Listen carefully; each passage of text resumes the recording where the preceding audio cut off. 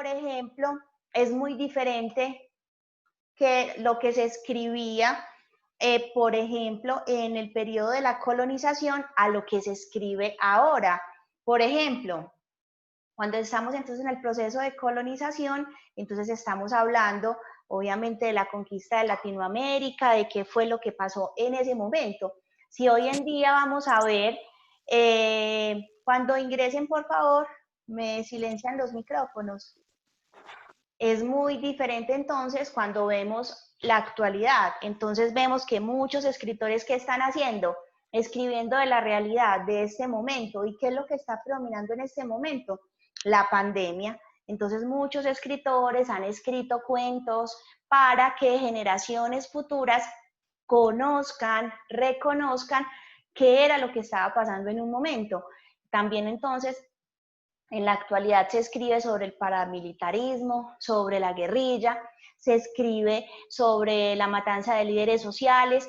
Entonces, en este caso, cada momento, cada época va a tener como una razón de escritura. Entonces, en ese caso es plasmar una realidad. Gracias a la escritura es que podemos conocer qué sucedía, cómo era el comportamiento, porque ese también es el fin de la literatura. Cuando hablamos entonces de escuela literaria, ya saben que estamos hablando de la clasificación de la literatura, pero dependiendo de un momento histórico, dependiendo de un momento. En este caso, como lo hablábamos la clase pasada, nos vamos a centrar en Latinoamérica. Brasil, Argentina, Cuba, Guatemala, Chile, Perú, Colombia, obviamente. Entonces, en ese caso, solamente nos centramos en este espacio, en este contexto, porque si vemos las escuelas literarias desde la parte universal, como veíamos en el video de la clase pasada, entonces nos van a hablar inicialmente de Grecia y de Roma, porque ese fue su antepasado. En nuestro caso, ¿cuál fue la primera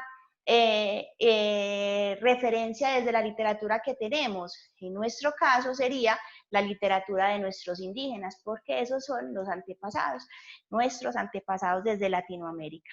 Vamos a ver entonces un video. Me cuentan si lo están escuchando, si lo están escuchando bien. Hola, bienvenidos a la ciudad del aprendizaje.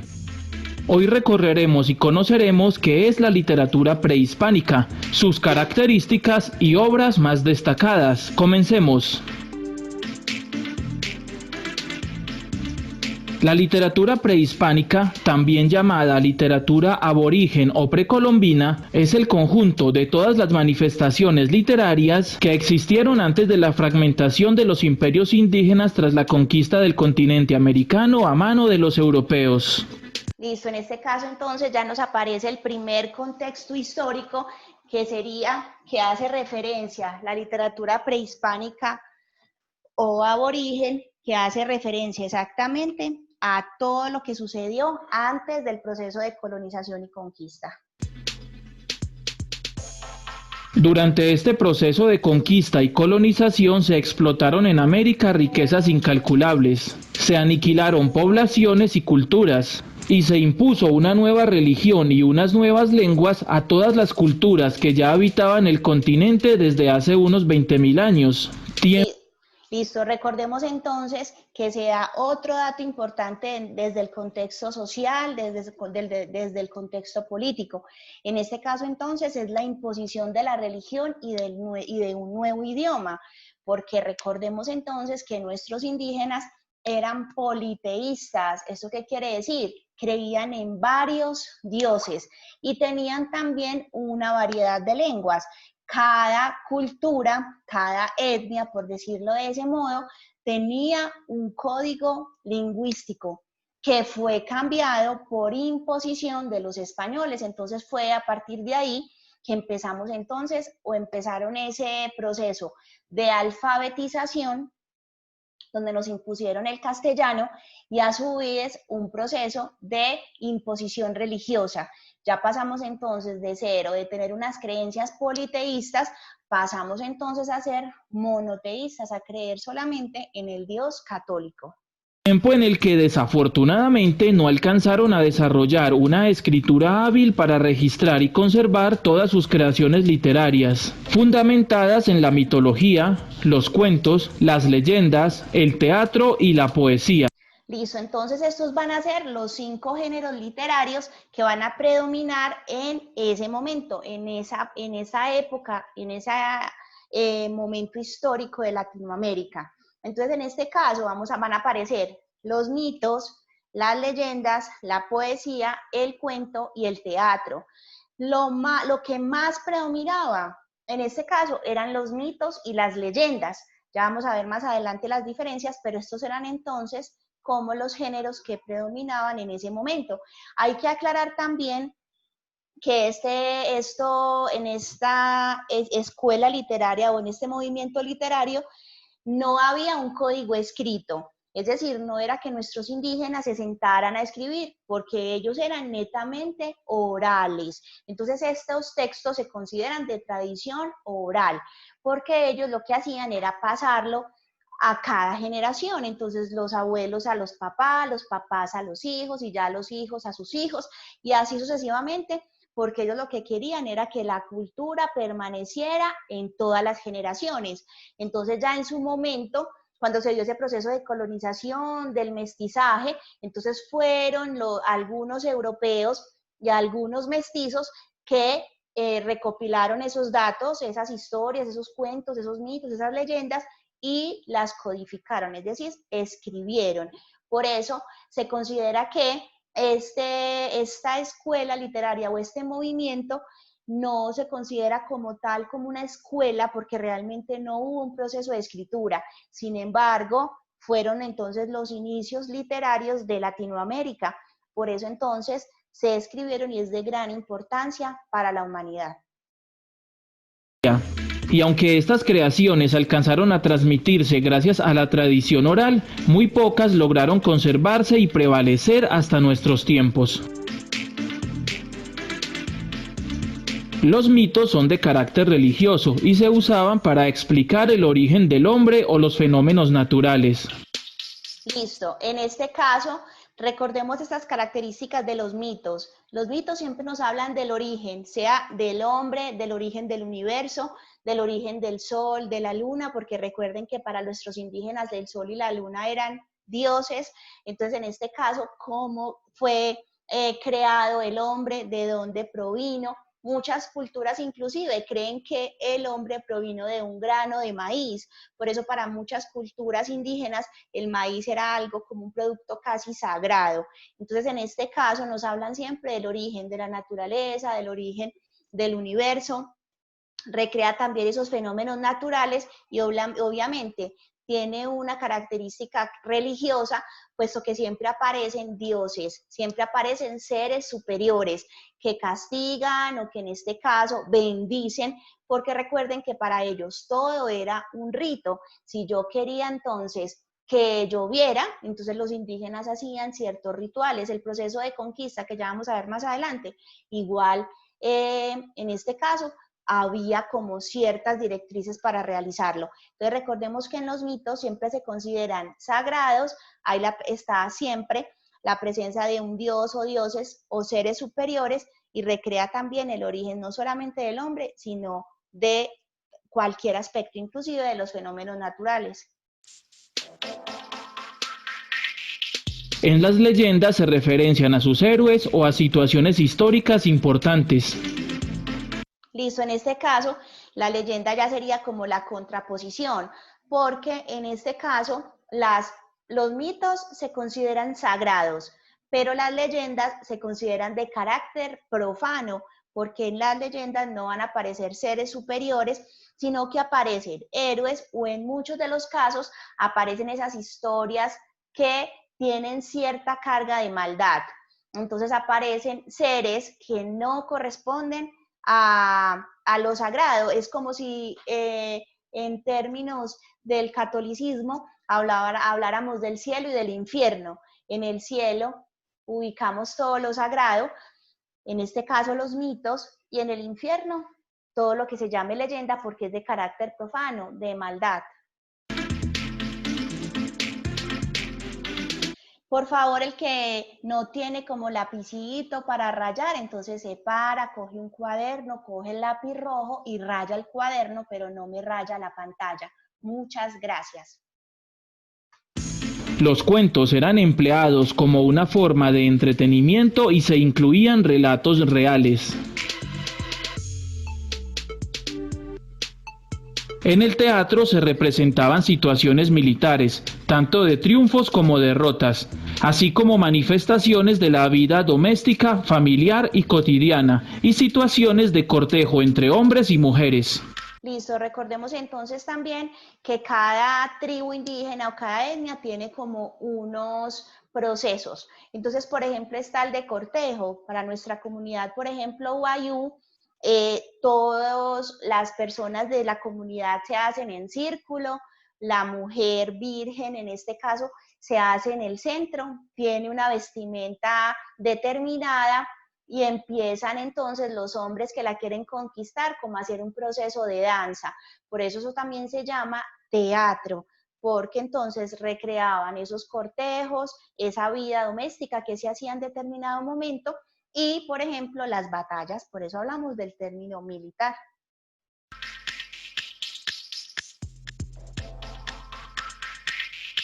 Las poesías aborígenes eran generalmente recitadas en coro y acompañadas de instrumentos como quenas o tambores, y estaban directamente ligadas a la música y a la danza.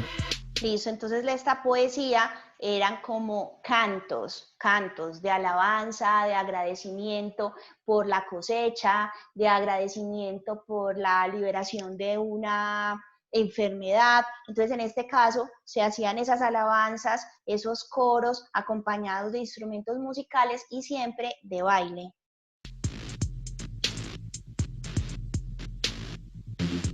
En general, la literatura precolombina se caracterizó por ser anónima y colectiva, enfatizarse en la naturaleza y en sus elementos, tratar temas agrícolas, poseer un carácter religioso en torno a numerosos dioses y por expresar las emociones y sentimientos de forma subjetiva y armoniosa. Listo, en este caso recordemos, textos anónimos como ya habíamos hablado, porque los indígenas no tenían un código escrito establecido, entonces eran por eso orales, entonces nunca se supo quién fue el primero que creó, que se inventó que esa leyenda o ese mito.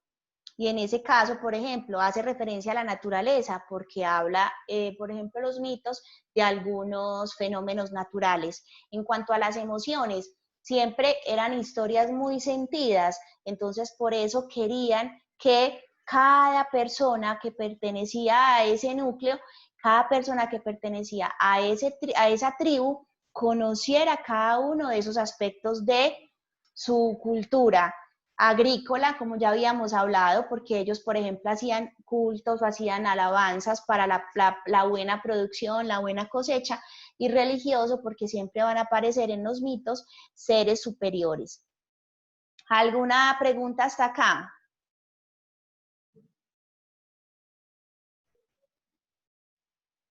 ¿Ninguna?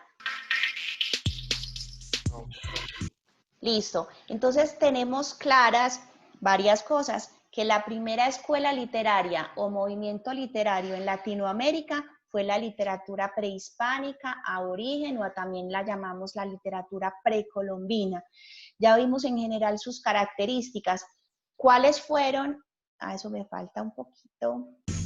No abundan los testimonios literarios de las culturas precolombinas debido a que fueron transmitidos de generación en generación gracias a la tradición oral. Por fortuna, los trabajos de recopilación e interpretación de cronistas y antropólogos han permitido el conocimiento de algunas de sus obras. Entre las más destacadas están el Popol Vuh, libro sagrado de la cultura maya quiché. El Chilam Balán, perteneciente a la civilización maya. La literatura náhuatl de los aztecas. La poesía quechua. y las leyendas del Yurupari colombiano. Listo, eso se consideran entonces como las obras literarias que representan este contexto, que representan esta escuela o este movimiento. El Popol Vuh, el Chilam Balam y las leyendas del Yurupari, que son propias de Colombia y comparten también esas creencias del Amazonas brasileño. Son como esas leyendas del Yurupari, comparten ambos países. Entonces, en este caso, esas son las obras como más representativas. Acá está el link por si alguien quiere profundizar más en el tema. Entonces, vamos a explicar la actividad. Entonces, en este caso, vamos a hacer referencia o vamos a leer el Popol Vuh, no todo, porque es un libro bastante amplio, que se conoce como el libro de la comunidad o el libro de reunión, porque en ese caso esas historias eran, como ya los dije, transmitidas de generación en generación y se convertían casi en un rito espiritual, en un libro sagrado, como la representación, de nuestro caso, de la Biblia, que habla del origen, de los fenómenos naturales, de la civilización. Entonces toca varios temas que recopilan toda esta parte cultural. En esta parte, entonces, ustedes van a encontrar, lee el capítulo 1 del libro sagrado, el Popol Vuh, y observa el video que se presenta a continuación. Ustedes simplemente le dan en el link y ahí les abre el primer capítulo, que es el que quiero que aborden. Igualmente, entonces, ven el videito.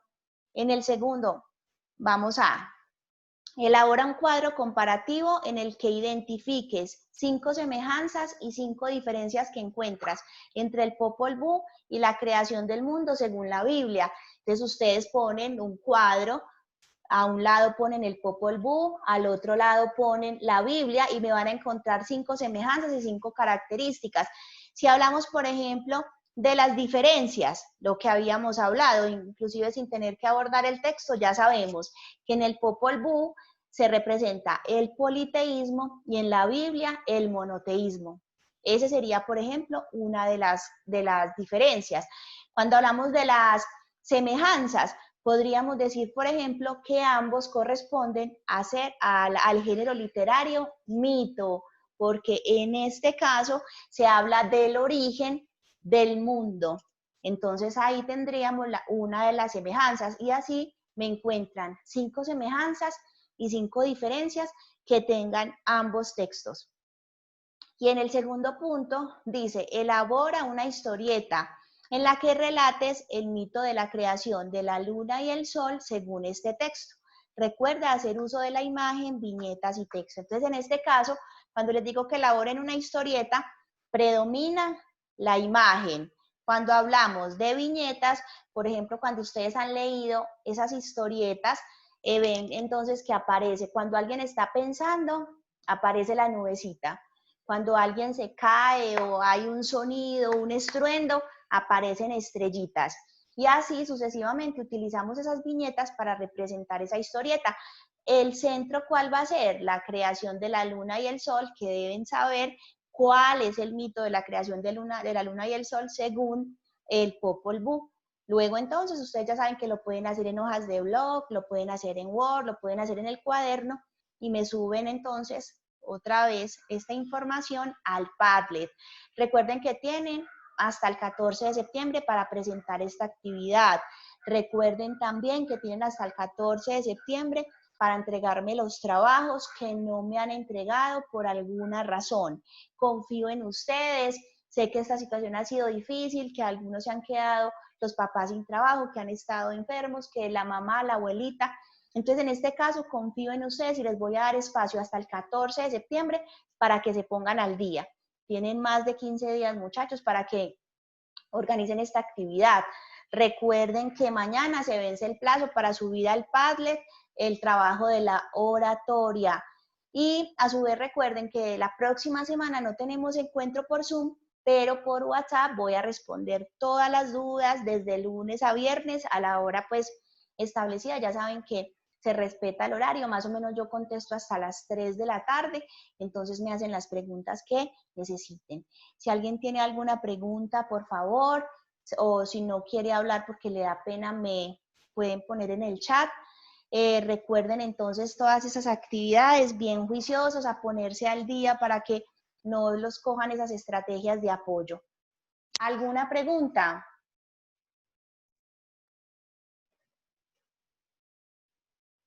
Hola.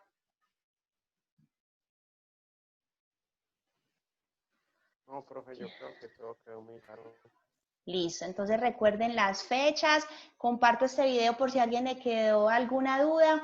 Dentro de 15 días entonces ya revisamos la literatura de la crónica y la conquista, entonces vamos a tocar ese tema del proceso de colonización que es tan interesante y vamos a ver entonces esa segunda escuela o movimiento literario que se dio en Latinoamérica.